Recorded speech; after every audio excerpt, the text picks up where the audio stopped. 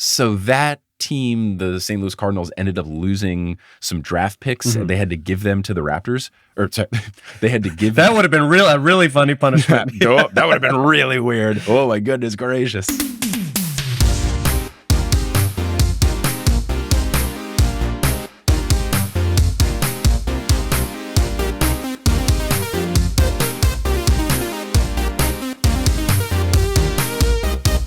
Sup, nerds? It's basketball. Welcome to Horse, a basketball podcast about everything except for the wins and losses. My name is Mike Schubert, and I'm joined by my trusted co-host, the USA having a FIBA team, to Jalen Brunson being called the leader of that team by head coach Steve Kerr. It's Adam Amawala. Adam, how's it going? It's going well. That's got to be pretty high praise. I'm sure Mr. Brunson's feeling quite good about that.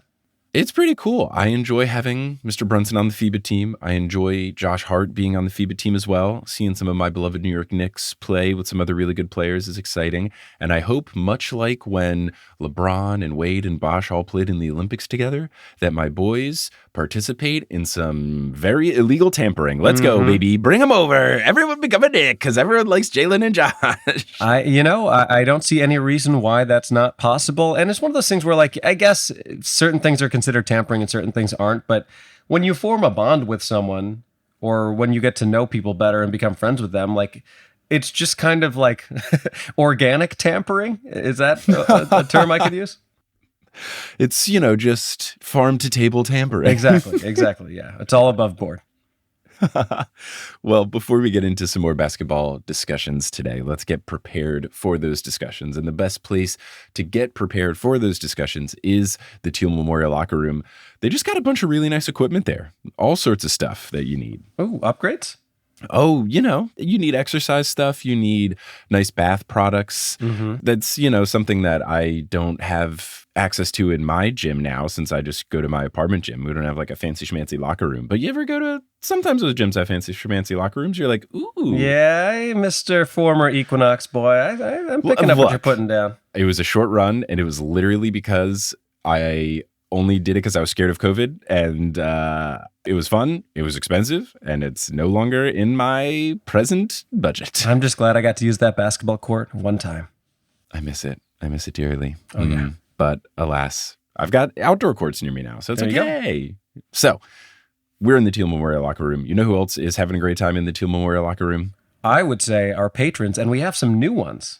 We do have some new ones. So shout out to our new patrons, Jim Pergolizzi and Anna Whipperforth. And shout out to the return of a producer-level patron, Ginger Spursboy, and a new producer-level patron, Josh Rich, a.k.a. Josh Isn't Rich. I do like the way you stylized that with strike through. I don't know if Josh did that or if you did that, but it was nice. Wow.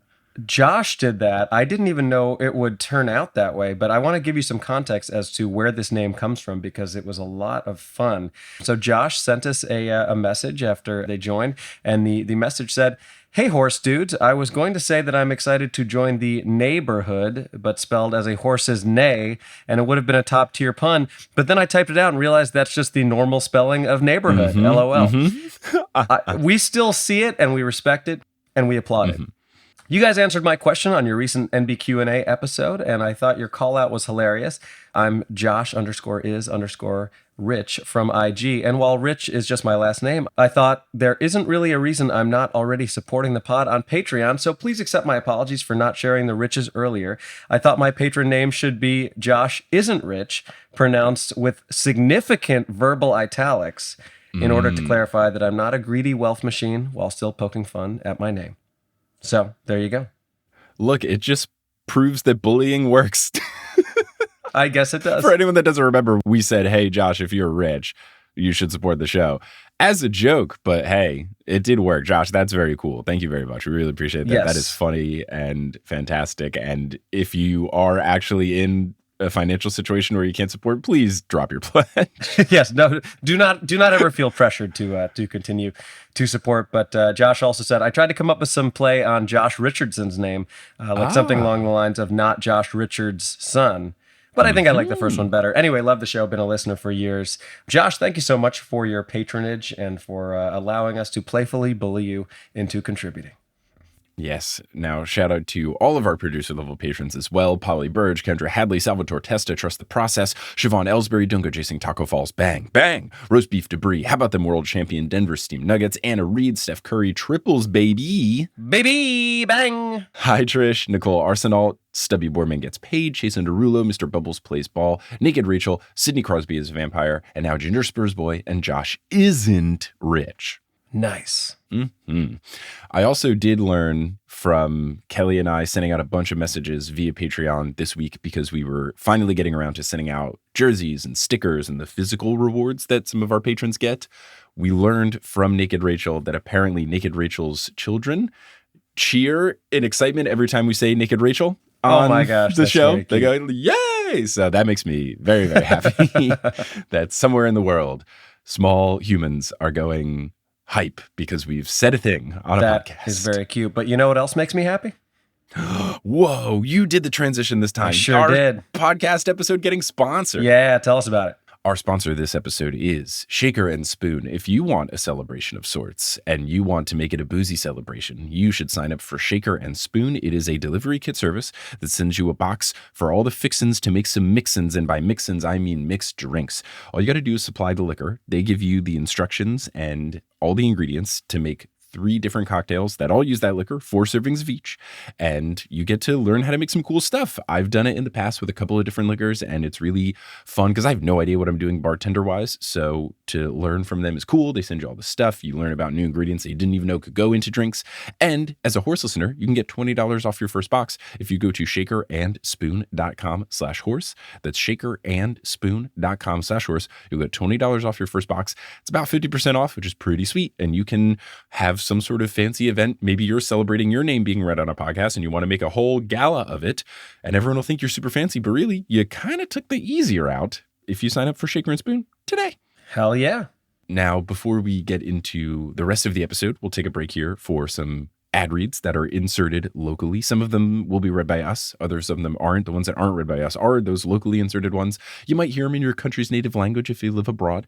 And once those ads are complete, we'll get into the rest of this episode of Horse. And we are back. Adam, what do you got going on in your life? You just had a big fun run in Tennessee. I did have a fun run in Tennessee. It sounds like I did a 5K.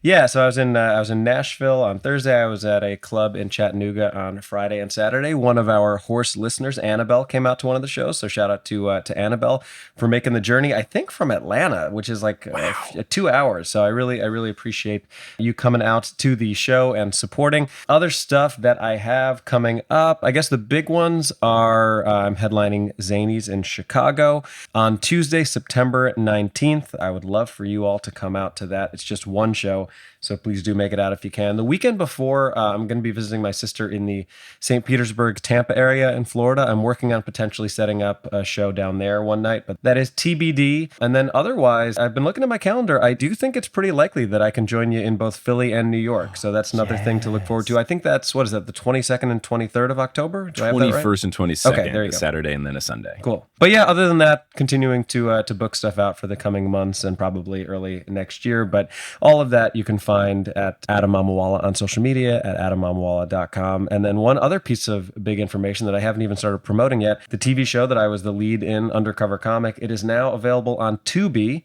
Tubi. And what that means is that it's free for everyone. So you don't have to pay any dough. We're going to start really promoting it, trying to get people to watch because it is easier for people to watch something they've never heard of when you don't ask them to pay for it. Yeah. Hey, that's awesome. Congrats. Yeah. What about you? Cool.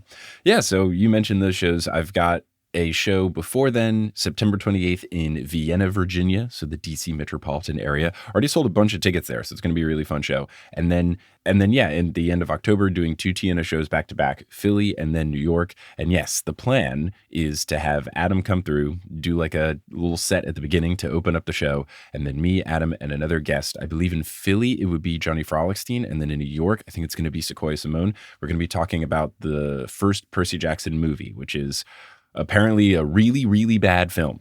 And it's going to be a fun time. Adam will be our representative of person who just watched the movie but has not read the books. So you can be kind of our control substance of, is this movie actually bad, or are we just mad at it that that's not accurate to the book?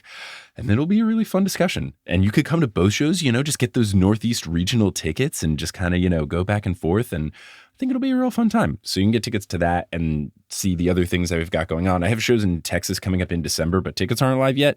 So all that information will be at my website, Schubs, schub.es/tour. There you go. So, Adam, do we have an NBQ&A this episode? We do, and it's particularly exciting because this is from Jesus Christ on Instagram. Wow, I didn't know he listens to the show. Yeah, of course. This is, the official account is at Jesus_Christ_official123. But the profile I guess someone says, already took Jesus_Christ_official. You can see the profile photo. It's very funny. Oh, hell yeah. It's Jesus, baby. Or I guess heaven, yeah. Heaven, yeah. Excuse you. Sorry. The profile says Jesus Christ, he, him. So cool that Jesus Christ is using pronouns, which is good. Look, everyone's got to do it. Jesus, Nazareth, 2,000 years old. Here's the question of the joke, though.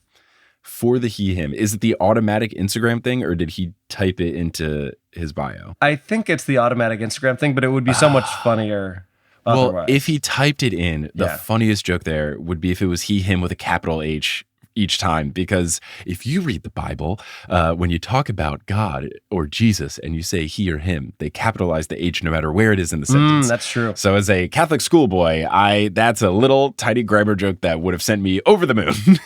Yeah. Oh, yeah. It's great. We've got a great question here. Also, a really good 3-on-3 idea that I'm just going to float out there. Jesus Christ says, I don't know if you have seen Kawhi Leonard's laugh, but you should do the best and worst NBA and WNBA laughs. That could be really fun. Yeah, Kawhi's laugh is quite bad. Oh, yeah. All right. So the NBQ&A, this is from a while ago, and I'm glad we're getting to it now. Everyone always debates the greatest player, but never the greatest team. What's y'all's take? Now, we can interpret this one of two ways. Does that mean like the best team in the way that, it pains me to say this, but Baseball Reference, like the Yankees probably are the best baseball team ever, just in terms of their overall success? So let's go both ways, right? We're going to say the best team in NBA history just based on like overall success, and the best individual team. Got it. So best like franchise repertoire, and then best single season. And people do discuss this. I mean, it kind of ramped up again when the Warriors had their 73-9 regular season, and people were like, okay, are they better than... Basically, the consensus, I think, I don't want to speak for you, but I think the consensus for the two best teams ever, at least in the regular season, are the 95-96 Bulls, who were 72-10, kind of steamrolled their way to a championship, and then the, I guess it would be the 2015-2016 Warriors, who were 73-9, broke what a lot of people thought was kind of an impossible record to break. Literally not even losing double digits in the regular season, but then they lost in 7 games to the Cavaliers. So much like when the New England Patriots, American Football Reference, womp womp, had a fully undefeated season and then lost in the Super Bowl to the Giants. A lot of people... Helmet catch, baby! Oh, gosh, yeah. A lot of people think that the Warriors kind of go down a notch because they didn't ultimately win the championship. Would you agree that those are kind of the two best individual teams that people consider? Yeah, I would agree that those two teams are the best, and also the general consensus. I would give the edge to the Bulls because I don't know what the record was before they went 72-10, but if there was something that they were chasing, kind of like the Warriors were, like if 72-10 was already the record before that 95-96 season, you don't think Michael Jordan would have willed them to get past that? Like if there was a team that went 80-2, Jordan would have been like, we're not losing a fucking game this season. Well, yeah. So to answer your question, the kind of unreachable mark was 70. So the best record before that, the Lakers, I believe, had gone 69-13. So when the Bulls got to 70, that was what people thought of as kind of being like the unattainable plateau. Yeah, right. I think the Bulls have the slight edge, and then obviously winning the title's a big deal. The Warriors losing it is all tricky because it has the Draymond, LeBron James nut punch suspension, right, and all this other stuff that complicates it. But I would probably give the slight edge to the Bulls just because of the wow factor of like, if you got to trust one team to win a game, right, like for all the marbles, or Michael Jordan's future of whether or not he's going to be able to roam free or be a slave to play basketball on Mountain for all of eternity for the Monstars. I feel like I'm trusting that team. So Yeah, I think I'm going to give the slight edge to those Bulls. Now, overall franchise, it pains me to say this, but I do think it is the Lakers, just based on like number of championships, overall seasons, like eras in which they were competitive, probably the Lakers. Though it is frustrating, and my 3-on-3 will get into this, they do just have a history of really good players being like, hi, I only want to play for the Lakers and no one else. Right. Send me there. Yeah, well, I mean, playing in Los Angeles obviously is a very appealing place, both like business-wise and just in terms of, I guess, a place to live. Despite it, probably not existing 50 years from now, but apologies to anyone listening in Los Angeles. But I will say, in terms of like the greatest individual team, I do think the Shaq and Kobe Lakers teams are up there. Mm-hmm. I don't know that anybody would think of them as the greatest team of all time, but they're certainly up there. To answer your kind of question or hypothesis, though, the Lakers and the Boston Celtics are actually tied for the most championships all time with 17 apiece. And then after that, it's not even close. The next closest is the Warriors with 7, and then the Bulls with 6. So the Lakers and Celtics are clearly the best teams overall of their respective conferences. Now, the Lakers titles do include 3 titles that they won when they were in Minneapolis, when the term Lakers actually made more sense. But yeah, overall franchise-wise, I think it's a fairly clear choice that it's either the Lakers or the Celtics, but if you're going like one per conference, it's certainly those 2 teams. Yeah, no, I think so. So there you go.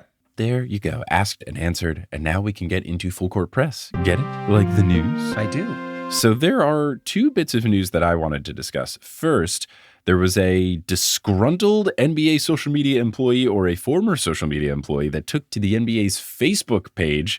Perfect social media for this one to happen. Oh, yeah. And they posted, how do I log out of this? Haven't worked here in weeks. Anyway, the NBA overextends its social media employees greatly to the detriment of their health and social lives for a salary of less than $50K annually after taxes. I worked 14-hour shifts without breaks at times. Shout out Adam Silver. We don't get health insurance until 90 days on the job. That's silly, isn't it? Glad I resigned. No need for a job to get in the way of your happiness. Donate to mental health causes. Peace emoji. And then it lasted for at least 13 minutes and then was deleted by the NBA. But that's interesting. As someone that did work in digital marketing, I am familiar with things sticking around and you just being logged into official accounts longer than your tenure at the job. So clearly this person was upset. And I am not surprised that social media job at NBA was tough just because they are posting so much stuff. You have to be ready at any moment. Like the second a player does something really cool in a game, you got to do it. And there could be nights where 8 games are on at the same time, or at least all in within a couple hours of each other. So I'm not surprised that it's a demanding job. It makes me sad that a league that has so much money pouring into it can't pay people a lot of money. Like, I can understand that job being demanding, but those people should get paid a lot of money and you should get health benefits right away. Like, not getting it after 90 days, I don't know if that's a standard out on that stuff since I'm a self-employed boy, but I feel like you should get health insurance the second you start a job. Yeah, that's not normal from what I understand. I'm obviously also a self-employed person, but dating someone who is who has a more normal job, and just like most of my friends do, that should kick in immediately. If we're talking about like stock options or stuff like that, yeah, maybe sometimes you have to like be there for a longer period of time. Also, I'm quite sure that the staff of the NBA social media does not get any equity in the league itself. Oh, no. But the only thing that I would take exception to on that rant is don't tell me what you make after taxes. Like, we all pay taxes. That's a weird thing. Don't be like, I only make $50K after taxes. Like, oh, so you make $75K? Like, we all understand that taxes are a part of life. It's a weird way to make it seem worse than it is in terms of what the salary might be. I'm not saying that the NBA doesn't grossly underpay and overwork their employees. It would not surprise me at all if they do. I just think that one little part, I was like, all right, come on. Yeah. The only thing that I think the after taxes is valid is if your job forces you to live in a place. And maybe because the NBA is based out of New York, they make people live in New York. And that job of all the jobs... You would hope not for social media. Yeah, that's wild. Right. You would hope not. So that is the only thing I can say that would be valid, where maybe that's an extra frustration on their part, which is I could work remote, but the NBA is based out of New York. They make me live in New York. Taxes are expensive in New York, which they are. But yeah, to your point, when people do complain about taxes and stuff, especially people will be like, oh, why do you pay? Like, I'll have people in my life who, because I could work from anywhere, people are like, oh, why do you live in New York? You have to pay so much in taxes. I'm like, yeah, because I live in New York. It's the best. Right. It's the best place. That's why it's expensive to live in the best place, because it's the best place. That's right. Because we get to play softball whenever we want in Central Park, but we're not going to talk about yesterday because I'm really sad. It was a tough one. But it's okay because we have playoff games coming up. That's and true. I got a new pair of cleats, so I'm going to hit Those 6 are home runs. fire, Dude, I am excited. You have so many new sports shoes. You got new tennis shoes. You got new softball It's cleats. funny, the tennis shoes I bought so long ago, I just finally got to play in New York, and then now they are here. And then the new softball cleats. It's also funny because both shoes that they were replacing are really old. My previous tennis shoes I bought my sophomore year of college, and my previous baseball / actually soccer cleats I bought right after I graduated college, and I became the goalie of my work league soccer team because they needed a goalie. And I was like, I can dive in front of balls. Yeah. Yeah. They're nice, though. You should post a photo to our Instagram, even though it's a baseball reference. Yeah, exactly. Yeah, they're Jordans. That's basketball enough, true, right? Yeah, there you go. That'll count. Hopefully you play more like, you play softball like Jordan played basketball and not like Jordan played baseball. Well, yeah, especially because the only thing he couldn't hit was off speed pitches, and the only games we have left now are slow pitch softball, so it's exclusively off speed. Anyway, this is a basketball podcast, so let's talk about basketball. The other thing that just dropped yesterday, we're recording this on August 22nd, so maybe further developments will be there. I find this so fascinating. I think this is going to be one of the coolest, weirdest, most bonkers things to follow. The New York Knickerbockers, my beloved New York Knicks, are suing the Toronto Raptors, as well as their parent company, Maple Leaf Sports Entertainment. I wonder if the other Canada teams are sad that it's named after the Maple Leafs, alleging that a former Knicks employee who joined the Raptors this summer stole proprietary information and took it with him to his new job. There's also been a lot of reporting on this on SNY by Ian Begley, who's a really solid Knicks reporter. Mm-hmm. And I'm just going to read through just verbatim from the Athletic article because I can't make this sound any more wild than it is. So shout out to Fred Katz, Mike Vorkunov, and Eric Kareen, who all combined on the Athletic article. And those guys also are fantastic coverers of the Knicks. So here's what it says. The guy in question, his last name is Azotam. So it says, the lawsuit alleges Azotam, the Knicks' former director of video analytics and player development, stole proprietary information, including scouting reports, play frequency reports, a prep book, and a link to third-party licensed software, and used it in an effort to help Rajakovic, who is the new upcoming Raptors coach that they just hired in June, in an effort to help Rajakovic acclimate to his first head coaching job. The suit says that in July, around the time Azotam told the Knicks he had a job offer from Toronto, he started to forward information from his Knicks email account to his personal Gmail account.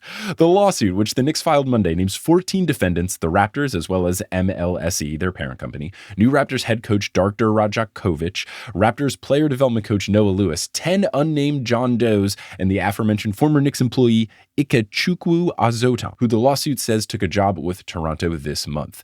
The Knicks allege that not only did Rajakovic know about what was occurring, but that he, quote, recruited and used the then Knicks employee to help him build out the operations for his coaching staff. The suit alleges that the Raptors defendants directed Azotam to misuse his access to Knicks Synergy Sports, which is this online thing that all the NBA teams have access to, or at least they can if they pay for it, and it has all these highlights and different video analytics and stuff like that, to the Knicks Synergy Sports account to create and transfer more than 3,000 files with film and data, including 3,358 video files. The Knicks discovered his transfer on August 15th and say that those files were accessed more than 2,000 times by the defendants. Jeez. The lawsuit alleges that Rajakovic and the other Raptors defendants recruited and used Azotam to serve as a mole within the Knicks organization to convey information that would assist the Raptors defendants in trying to manage their team. Wow. And then it continues. To assist this novice in his coaching job, Rajakovic and the other defendants conspired to use Azotam's position as a current Knicks insider to funnel proprietary information to the Raptors to help them organize, plan, and structure the new coaching and video operations staff. On August 11th, Azotem sent 2 emails from his Knicks email account to his Raptors account with what they say is proprietary and confidential information. In one email, it had a subject line called Forward Indiana Game 82, and he used an advanced scouting report of the Pacers, diagrams of more than 250 Pacers plays, and spreadsheets of play frequency, and a spreadsheet with Pacers play calls for a game. It alleges that he sent another email with similar information about the Denver Nuggets. He used his personal email account several times to send several documents containing additional proprietary Knicks information, and he provided this material to the Raptors defendants at their request. And then it goes on more details about what's in the video file and how they violate New York common law and the Defend Trade Secrets Act and the Computer Fraud and Abuse Act. Wow. The Toronto Raptors have offered a one-word press release that just says, sorry. Yeah. Just like, we'll see what comes of this. Yeah. But like, has this guy never heard of USB drives? Like, come on. What are you, if you're going to steal so much stuff, how do you not just drag it onto your desktop and then drag it onto a USB drive? It is so poorly done that it feels like someone trying to be caught. Like, you can't just like forward an email that's like forward subject line stuff I shouldn't be sending you. Like, you're just asking for it. Now, there are some people saying that Synergy Sports is something that every team has access to. So maybe it's just some weird thing where he didn't think it would be a big deal because every team has access to it. But when you're sending a bunch of stuff to your personal Gmail account, like that never is a good look. Right. When it's team stuff, it's not like it was documents he made himself. Mm-hmm. So we don't know exactly what kind of plays and information are being sent, but if it's stuff that like the Knicks made, obviously that is bad. And there was someone on Reddit who made a really good point because someone said, oh, if he's just sharing the licensing, that would be like him giving them Microsoft Word access. And then someone replied, that would be like saying if everyone can buy access to Microsoft Word, everyone can have access to any document that anyone's ever made. So if it is stuff that the Knicks put together, that's super bad. Yeah. And there's not really a precedence for something like this happening in basketball. There was something that happened recently in baseball, another baseball reference, where was it the guy from the Cardinals hacked the Astros? Wasn't that a whole thing? Yeah, I believe so, yeah. That team, the St. Louis Cardinals, had to give their draft picks to the Houston Astros. So if that's what's happening and the Knicks get some Raptors picks, oh, I'm over the moon, baby. I'm over the moon. That'd be so good. Get us some new draft picks. So we'll see what comes of it, but this is just some true CSI NBA stuff, and I really like it. I really am intrigued by this. Obviously, it sucks that potentially the hard work of Knicks employees was stolen, and now the Raptors have access to it, and they've already made copies, so who cares? They're not going to lose this information. But as far as spicy drama, we are here for it. Absolutely. Now, speaking of spicy drama, one final note, because I do believe our last episode came out and the horse curse lived on in a big way. Mm-hmm. I feel like we need to at least address the James Harden situation because we have not talked about it on this podcast.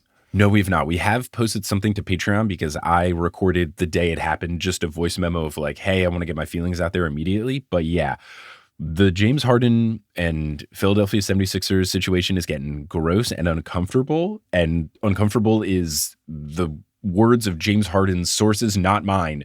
Basically, James Harden does not want to be a part of the Sixers anymore. He requested a trade and he did a whole thing where he opted into his contract so that the Sixers could trade him.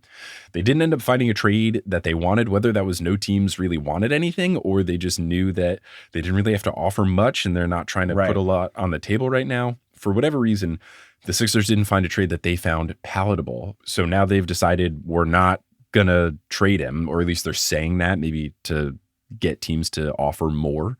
And James doesn't want to be on the Sixers. He had said that he doesn't want to report to training camp, but because of his contract, he legally has to because of this weird, obscure clause in the CBA that if you're in the last year of your contract, if you don't show up for a team services, they can prevent you from playing basketball in any professional league, not just the NBA. Like they can prevent you from playing anywhere. Now they would have to like retain the rights to his contract and that would go against the book. So I don't know that the Sixers will actually do it, but they could threaten that to him where he legally cannot play professional basketball. So he'll probably just show up and not play hard. But he was in China for an event, I think, promoting Adidas and his shoe brand and stuff, because just like Derrick Rose, his Adidas shoes do really, really well in China. And he on microphone, on record, said that he would never be a part of an organization that Daryl Morey is a part of because he was lied to. And then he said, let me repeat that, and said it again. And now because of those comments, the NBA is reinvestigating the Philadelphia 76ers, who they already investigated. And didn't they get them in trouble? Like, didn't they take away some of their second round picks or something like that with the tampering? Yeah. So the speculation from everybody who knows about the situation is that James Harden essentially agreed to take less money from Daryl Morey with the understanding that Morey would build a championship team around him, and also the understanding that he would then make a bunch of money on the back end with whatever the next extension or contract offer was. It seems like Daryl Morey has not honored that, but it also, I don't think you're really allowed to do that. Oh, you're super not allowed to do it. Or make like under the table guarantees to people. So it's a bad look. No, you definitely can't do it. You can't do it for sure. Teams have gotten in trouble doing that in the past. I think the Pistons did it a while back and lost draft picks because of it. So it can get really messy and ugly. So they already investigated, and that was something that they didn't find. But now that James has made these statements, the NBA is like, oh, was there any truth to it? Yeah. Like, is that? So yeah, and look, it's well documented on this podcast and everywhere that James Harden can be a grumpy boy. But in this case, I'm kind of team Harden. I feel like if he got screwed over, then yeah, I would imagine he does want to go somewhere else. Right. It's one of those things where what probably happened is what you're saying. Daryl's like, yo, we'll pay you later. Don't worry about it. Then James wasn't super good on the Sixers. So Daryl's like, oh, I didn't sign anything. Right. So he's trying to get out of it. Like basically backing out of a handshake deal is how I'm perceiving it. I think that's exactly what it is. And yes, that is not illegal, but it is a dick move. So yes, I think Daryl Morey is probably immoral. Being a bit of a dick It's like here. unscrupulous. Immoral. Oh, very nice. But yes, as you said, in a very Clyde Frazier way, it is unscrupulous and dubious and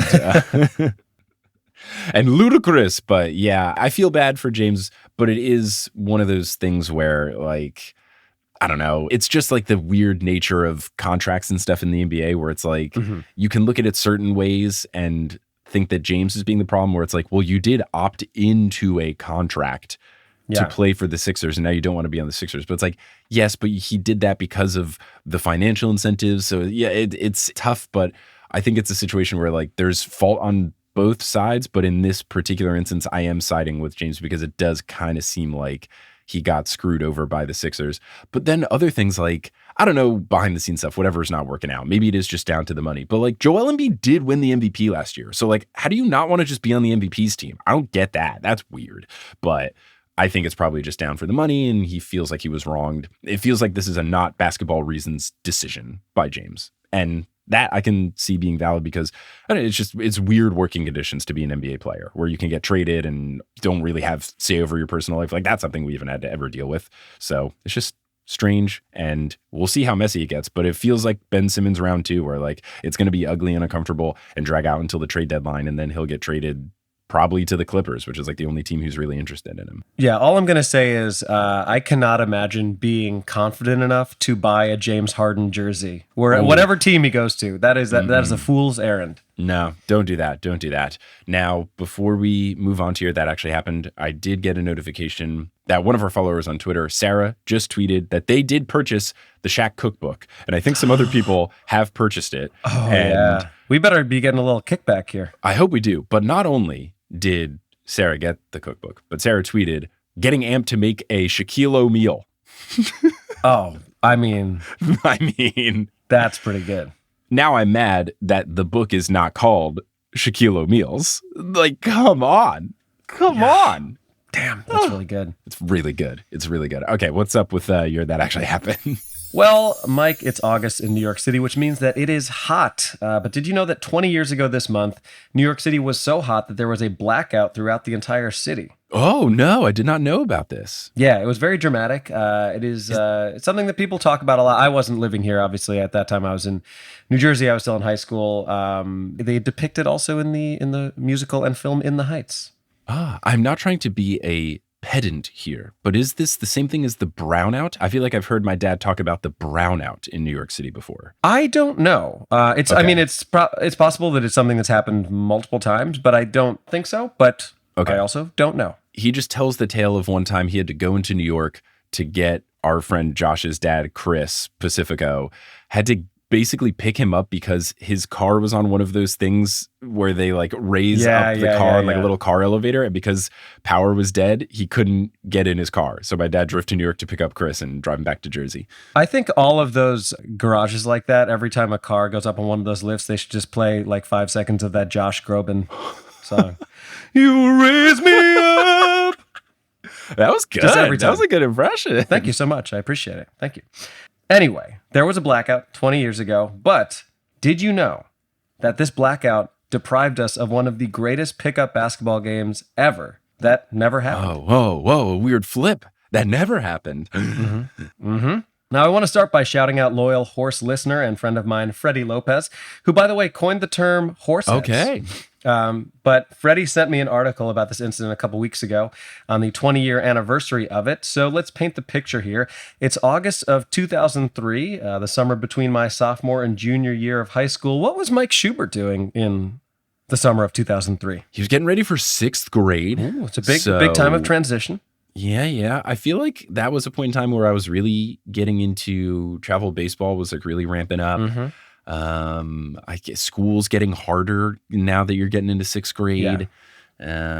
Probably did some little trips and stuff to the Jersey Shore, but yeah, he's just living his, little New Jersey teenager life. All right, now we're going to have some fun here. And by teenager, I mean preteen, because I was going into 6th grade. On the day of the blackouts, August 14th, 2003, I will give you 1,000 guesses as to what was the #1 movie in the country. Ooh, okay. I also will say what I was actually doing, relevant to you, I was probably at Mercer County Community College tennis camp. Nice. That's what I was doing. I was not there yet, but you were not there yet, but I was yeah. laying forth my legacy. Yeah. 2003, the summer of 2003, the top movie. Well, the top song I could tell you is "Let's Get It Started" by the Black Eyed Peas, but the top movie? It actually wasn't. We're going to get to the song next. Whoa. Yeah. Was it Let's Get Redacted? Because okay. That's very funny. Now, I'm going to was it Fantastic Four starring Jessica Alba? It was not. I'm going to give you the lead actors, and I bet you're still not going to be able to guess what this movie was.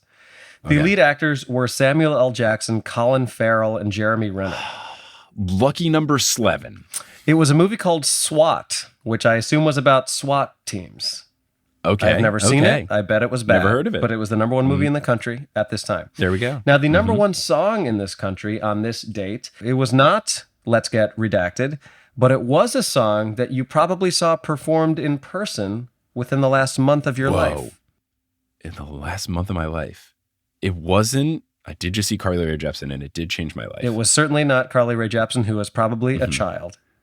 Well, yeah, she was, I mean, she's only like a couple years older than me. So yeah, I think she would have been pretty young. I don't know that New Jeans would have been born. I did see them. They're Gosh, like you've 18. been to a lot of concerts recently. I'm thinking of a massive concert that you went to. Oh, a massive concert Beyonce.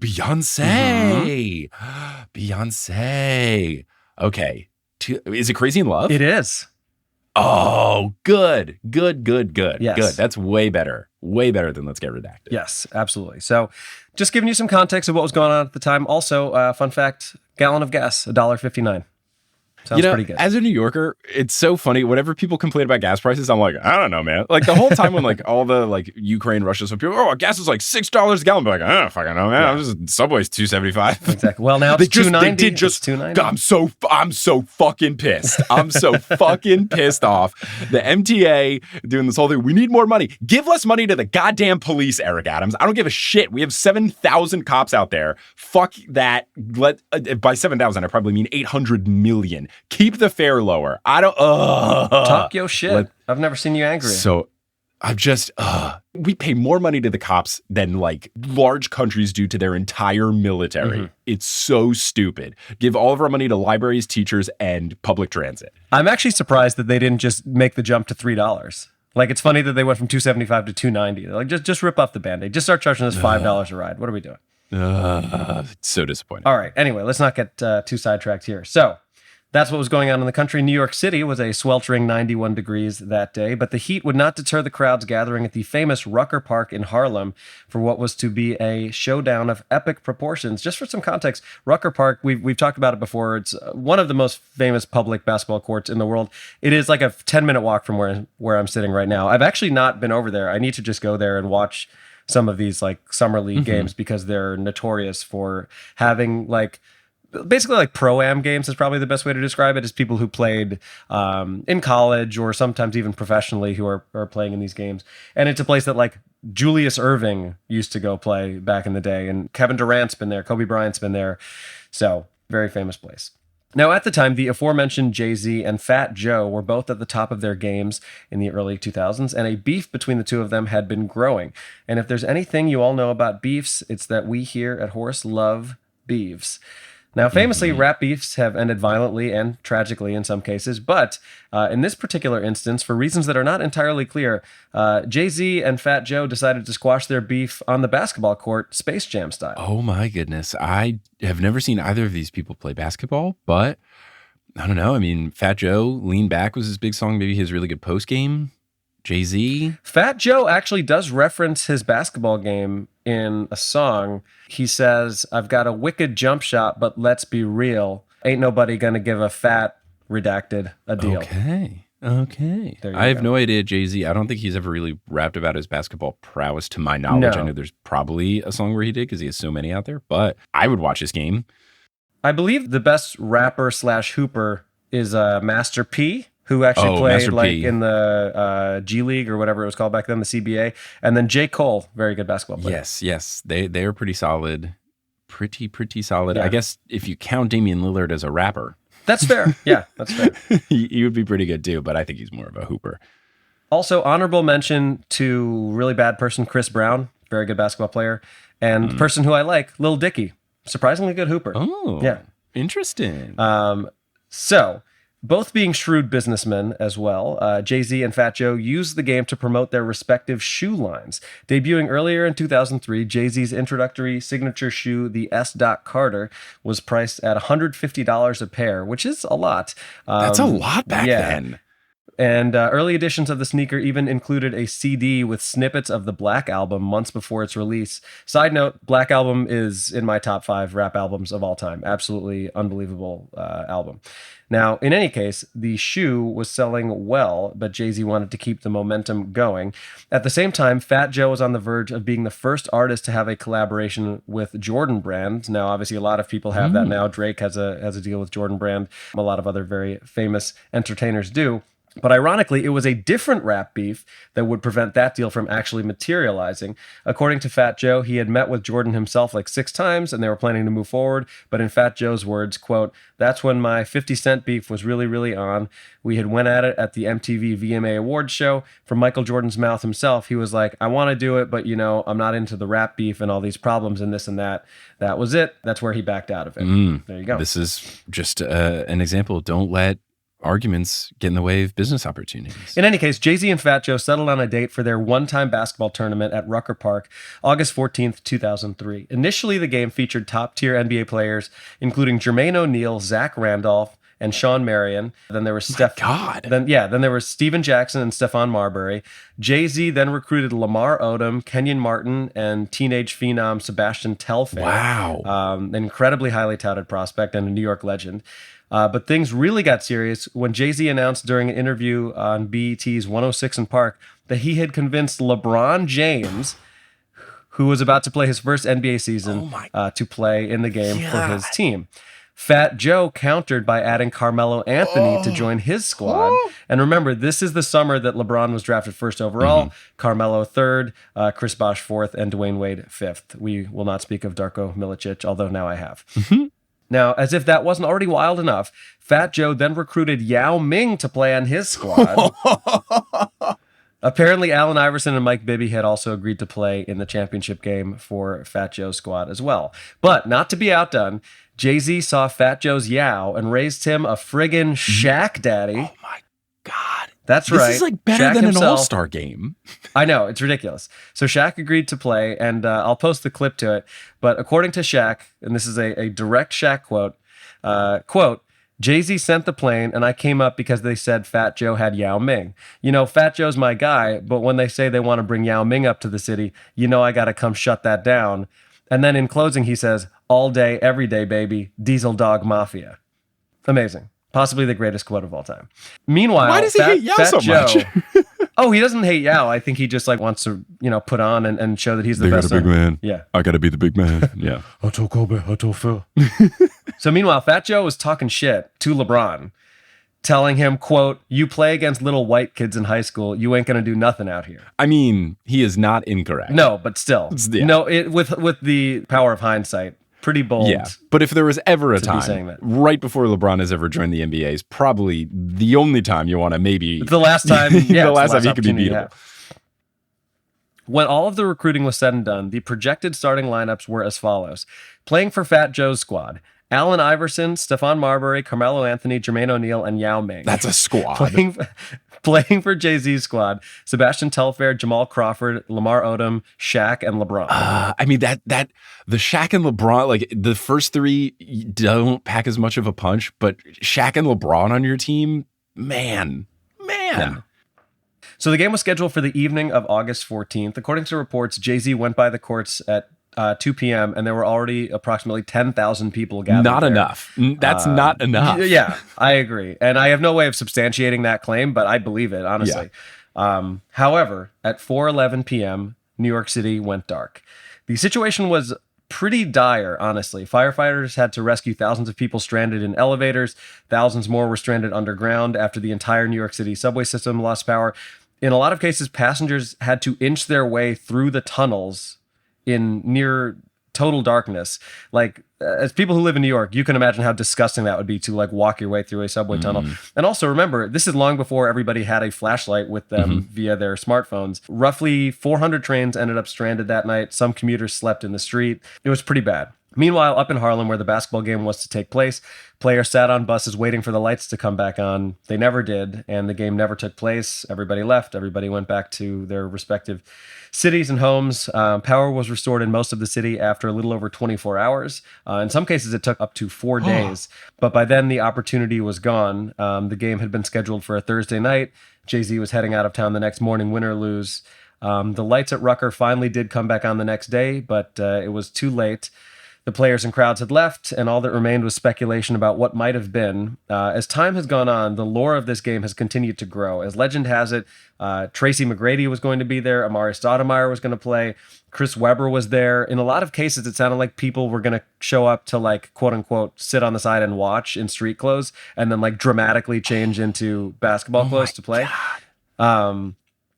The more I've learned about this game, the more I'm not entirely sure what was real and what wasn't. It's taken on this kind of legendary status where year after year, people build on the story until it's Jay-Z recruited Michael Jordan and then Fat Joe recruited the ghost of Wilt Chamberlain. Yeah. But the wild thing is, from everything I've seen, including interviews with the actual people involved, LeBron and Melo and Shaq were all definitely there, ready to play. And it was this perfect moment in time where all of these guys were still young enough and at the points in their career where they would even be willing to participate in something like this. But obviously it was just bad timing. Now, to put things in perspective, a basketball game not happening, however epic it might have been, pales in comparison to the greater ramifications of the New York City blackout. But for the purposes of this podcast, we here at Horse mourn the loss of the greatest game of pickup that never was. And while that never actually happened, this segment did. Wow. I had never heard of this. That's incredible. And I feel like on the 25th anniversary of it, they should do it. They should get everyone together. And yeah, they'll be older, but come on, make it happen. You think a 48-year-old LeBron's going to be playing on blacktop? No, I mean, maybe not at Rucker. Maybe they should do something. This is too good. Oh man, that's cool. I'm so glad to learn about that. That's fantastic. Thank you. Yeah. 1, 2, 3. 3, 2, 1. 3 on 3. So for my 3 on 3.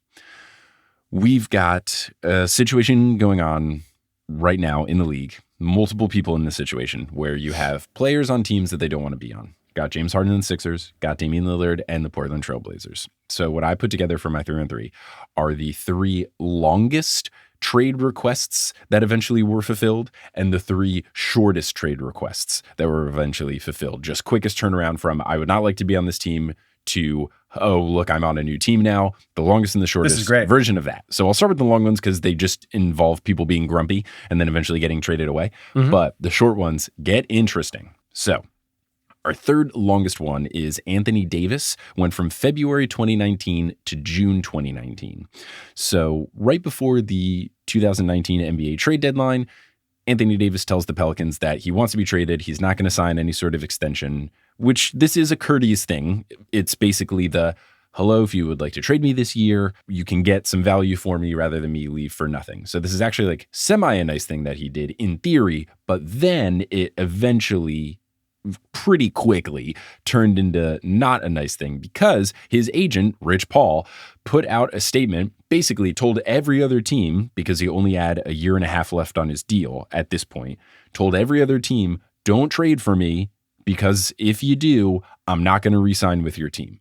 So that changes a lot of the landscape where a certain team isn't going to give up everything for Anthony Davis if he's only going to stick around for a year and a half. Davis was telling teams that, or Rich Paul, his agent, basically put out this statement saying, for any other team, this would just be a rental. But if he's on the Lakers, he would extend there. So he gave them advance notice, but really kind of put them in a situation where no team really wants to give up a lot.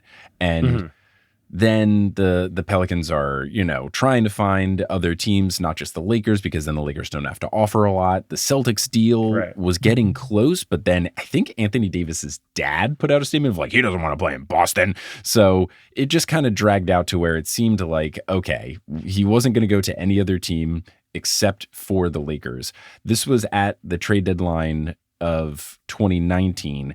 And then for the rest of the season, the Pelicans started doing some fun petty stuff where they deleted him out of the hype video that played in the arena before games. And it was clearly like a more Anthony Davis centric video because you can see that kind of thing where it's just like a bunch of players and then usually Anthony Davis in the middle. It's just not there anymore. So they did stuff like that. Then they started sitting him from games, even though he was healthy. The NBA had to get involved, saying that they were going to fine the Pelicans because you have to play a healthy player if you don't have any other good reason. Then there was that famous thing that we talked about on Horse where on the last game of the season, he wore a That's All Folks shirt and tried to act like it wasn't intentional, which is one of the worst lies anyone's ever done ever. And then finally, they did end up doing the big trade with the Lakers that offseason before the start of the next season. He should also wear a shirt that says "That's all, folks" every time he stubs his toe. Yeah, it's tough. It's tough. He does seem to get hurt quite a bit. But they end up making big tree fall hard. Big tree does fall hard. So he did get traded to the Lakers, and they actually did get a decent return. The Pelicans, they got a lot back, so it wasn't like he got totally screwed. So they got Brandon Ingram, wasn't he? They got Brandon Ingram. They got Lonzo Ball. They got a bunch of picks. They got Josh Hart. Like they got a solid return for him. Which ended what up about being Josh Hartnett? Good. Not involved. What about Josh Hartnett? An actor. Sorry for the sirens. But we can edit all of this out anyway. What was Josh Hartnett in? Never heard of him. Black Hawk Down, among other things. He was like a heartthrob from the early 2000s. Oh, that guy. Yeah. I guess he's in Oppenheimer? No? Or was he just at Oppenheimer? I just Googled him and there was an Oppenheimer thing behind him. So you're trying to figure out if he was in it or he just went to the movie? Or just went to the premiere, Oh. I thought there was an article that's like, Josh Hartnett goes to film. Spotted at AMC. Let's see. He's there. I would assume. Maybe he was. It says the Oppenheimer actor, 44, wore a sleek gray suit. I changed my mind. I want to keep all of this in. Josh Hartnett was not in the trade, but they ended up getting a good return. Now, the second longest drawn out trade request was Ben Simmons, July 2021 to February 2022. We did talk about this quite extensively on the podcast, but basically ever since the very dramatic, very awkward Hawks series where Ben Simmons shot like 30% from the free throw line and passed up a wide open dunk, it was just not looking like he was going to be a part of the team. After this loss, he basically told the Sixers, I don't want to be here. Please trade me. And then there was the situation where they couldn't find a trade. He wasn't reporting to camp. He cited mental health issues. Then there were back physical issues. Then he ended up showing up to practices because the Sixers were withholding money from him. He had that one practice where he had his phone in his pocket, which is not a good look when you're a professional athlete. And then the Sixers withheld $20 million from him. He sued the Sixers. He got a settlement where he got some of the money back, and they ended up trading him in February of 2022 for James Harden. So just a long, weird, grumpy, confusing one. It got real messy with the whole, is he actually hurt? Does he actually have mental health issues? Just not a fun one. We talked about it a lot. Blech. Number one, though, the longest one, which does actually have some dramatic intrigue and some me feelings involved, Carmelo Anthony from June 2010 to February of 2011. This is at least the longest that I could find of like a truly well-documented, like player officially spoke to team about wanting to be traded trade situation. So before the 2010-2011 season, Carmelo's agents let the Nuggets know that he wasn't going to extend. This is after famously in the 2009 Western Conference Finals, the Nuggets lost to the Lakers, who ended up winning the title, and then the Nuggets traded away some good players and didn't sign some other players and just very much did not look like they were doing what you should do, which is if you lose in the Western Conference Finals, let's load up and try to win this thing next year. And Melo was like, clearly they're not committed to contending. I'm in my prime. My contract's coming up soon. I'm going to get out of here. He said on record he wanted to stick around in Denver, but the organization just wasn't going all in, and he couldn't, in good conscience for his career, do so. So it's an unfortunate thing, but it was a weird Nuggets front office thing. Yay, the Nuggets finally won. Good for them. So here's what Yahoo News said about this meeting. They said that it wasn't a productive or pleasant meeting, and multiple sources said that it could be the point of no return for Anthony and the organization. These sources say it's not a matter of if the Nuggets trade Carmelo, but when and for whom he's being traded for. Said it was a given that they're going to move him.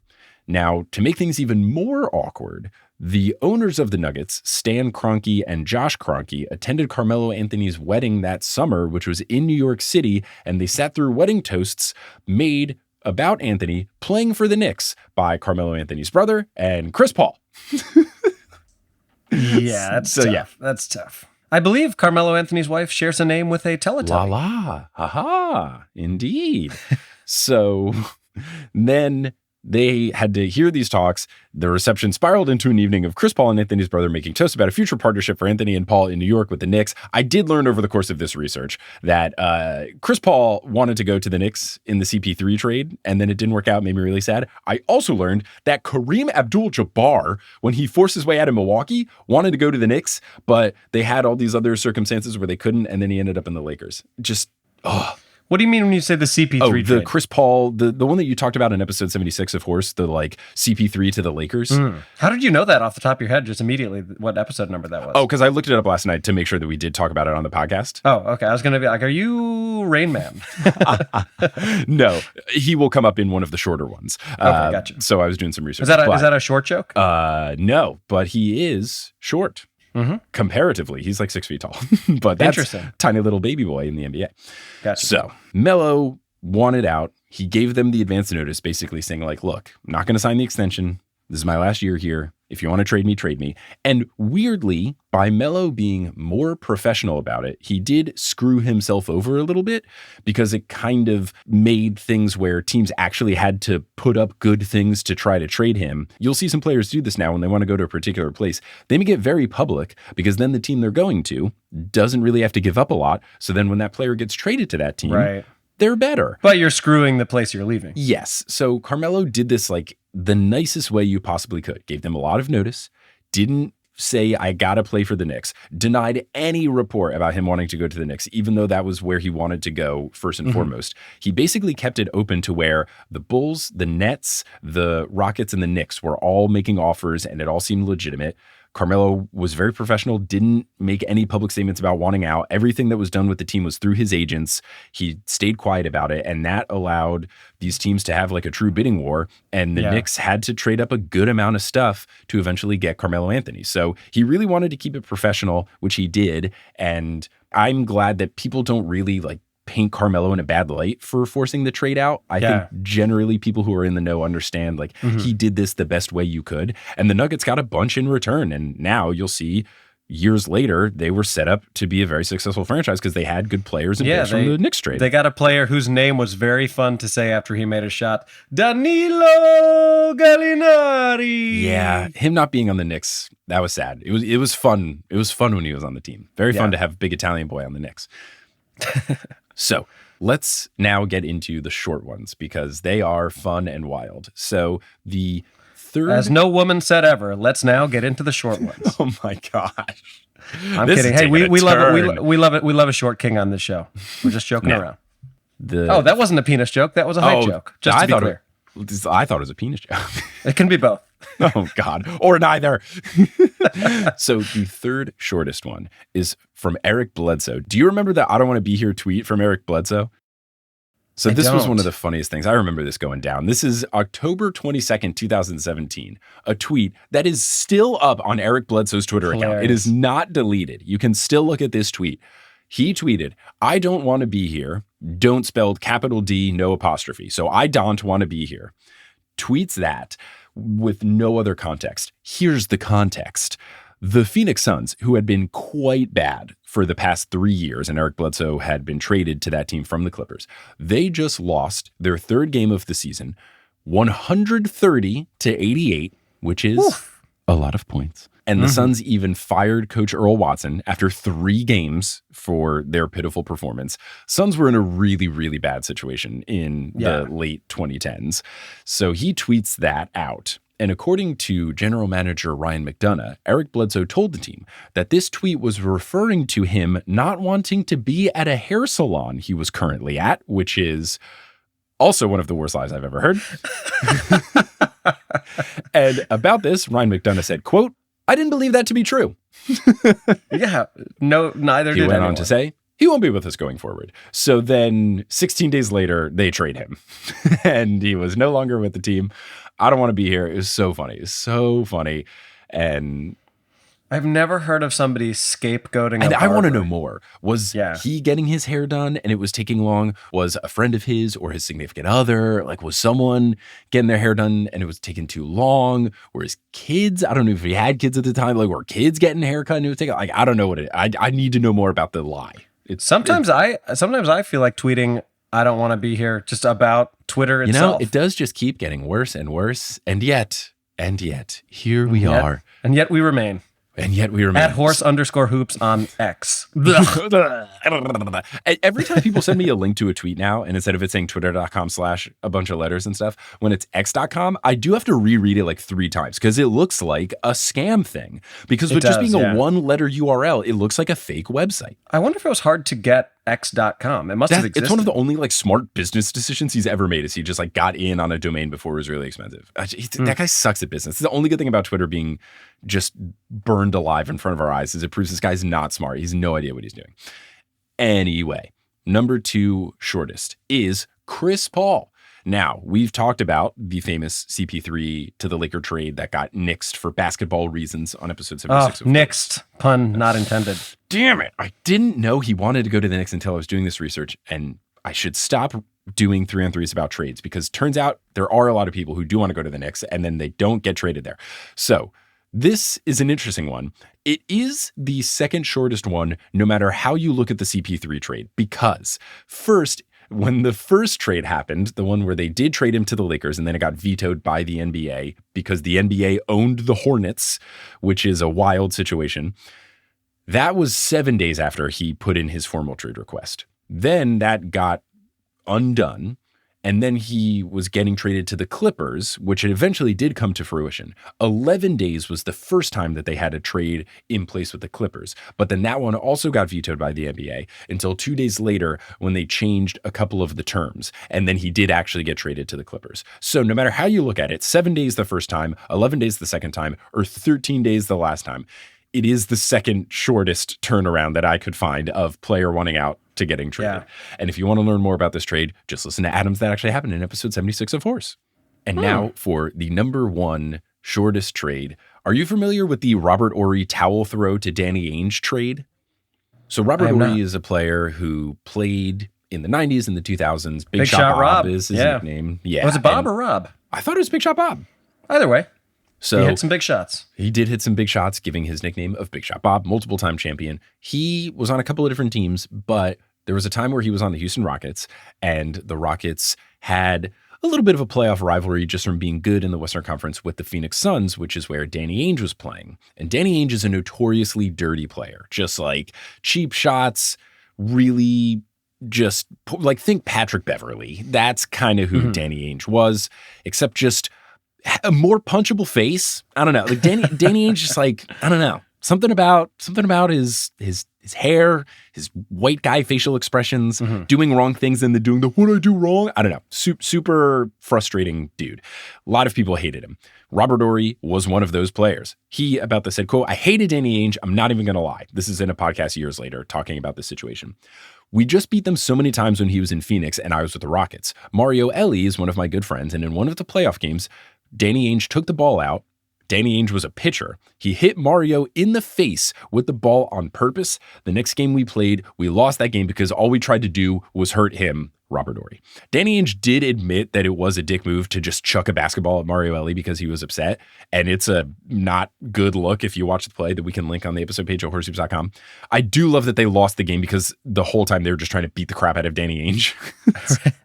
Really funny. Yeah. So pretty early into the season, you have a game where Robert Horry gets off to not the best start. He's 1 for 4 from the field. So if you're shooting 25%, you can have your coach. It's only 4 shots, though. Yeah. So I don't think he was playing necessarily the best, just a substitution. But Robert Horry took offense to this. So he took a towel from the bench when he was getting subbed out and threw it into Danny Ainge's face. Now, he was like maybe 3 steps away from Danny Ainge. So it's kind of funny where he just like tosses it and completely covers his face.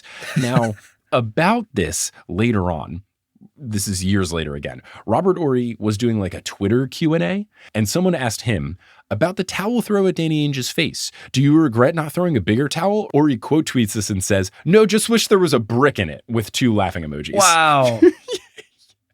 Tell us how you really feel, Robert. Yeah, geez. So he throws a towel into Danny Ainge's face, and then he gets suspended for 2 games, which was the maximum that you could get suspended by your own team during the CBA at that time. Yeah. So they suspend him for the maximum of 2 games, and then the suspension is over, a couple days pass, he's supposed to play in this 3rd game, but before the 3rd game can take place, he was traded. So he got traded 4 days after throwing a towel in his coach's face. He literally threw in the towel. He did. Threw in the towel. 4 days later, finds himself on a new team. Amazing. Amazing, amazing, amazing. So yeah, those are the 3 longest and 3 shortest trade requests that eventually did turn into trades. And that was my 3 on 3. One final note, when I did say that Danny Ainge was a pitcher, he was literally a pitcher. He played in the MLB. He was in the Blue Jays organization, and he played for 3 years. Yeah, wild. Thanks for listening to this episode of Horse. Horse is hosted by Adam Amawala and Mike Schubert. Our editor is Kensei Suramaki. The music is by Bettina Campamanes. The art is by Allison Wakeman. The website is by Kelly Schubert. And the social media is by both of the Horse Boys. Thank you to our producer-level patrons, Polly Burge, Kendra Hadley, Salvatore Testa, Trust the Process, Siobhan Ellsbury, Go Chasing Taco Falls. I just said that like a trap rapper.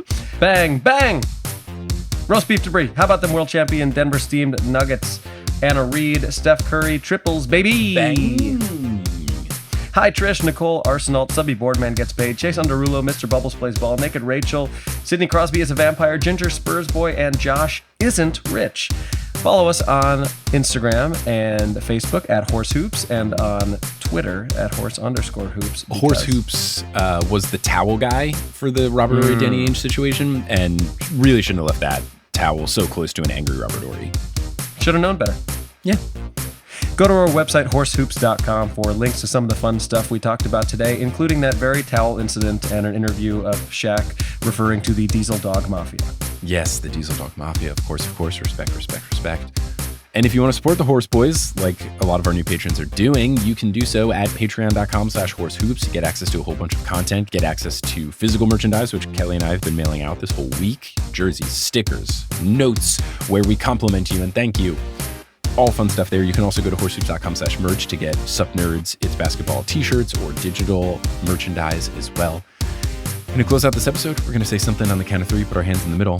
What are we feeling? I don't know. You got anything? I do think, because the season is ending, and it did work where the last time an episode went out, we did then win the playoff game for our other team. That is We true. do have a team that is still in the hunt. I'm wearing the playoff shirt as we record this because I like to wear these shirts as like pajama shirts before the games because they get really sweaty and gross. So just, reduce my total laundry intake. That's The smart. Dog Pound has a game coming up, 2 games today, and then Doubleheader tonight, playoff game Thursday. I think we just say go Dogs on 3. All right, I like All it. right, go Dogs on 3. 1, 2, 3. Go Dogs! Go Dogs! Let's do it. Let's win. Yes, bark indeed. Bark, bark. Diamond Dogs. Ah!